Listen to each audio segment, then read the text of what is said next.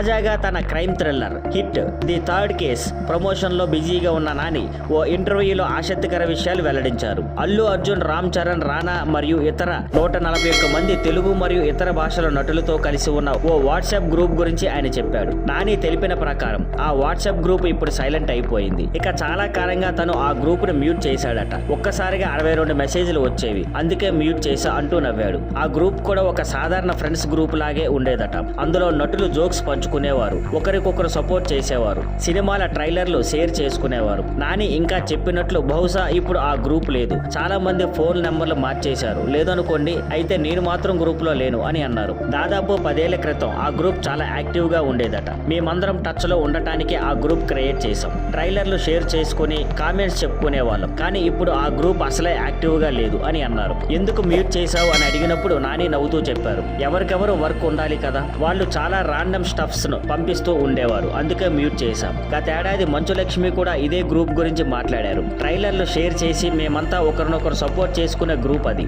అందరిలో ఫ్రెండ్షిప్ పెంచడం, రీసెంటిమెంట్ తొలగించడం కోసం దీన్ని తయారు చేశారు అని చెప్పారు. Thank you for watching. Please like, share and subscribe.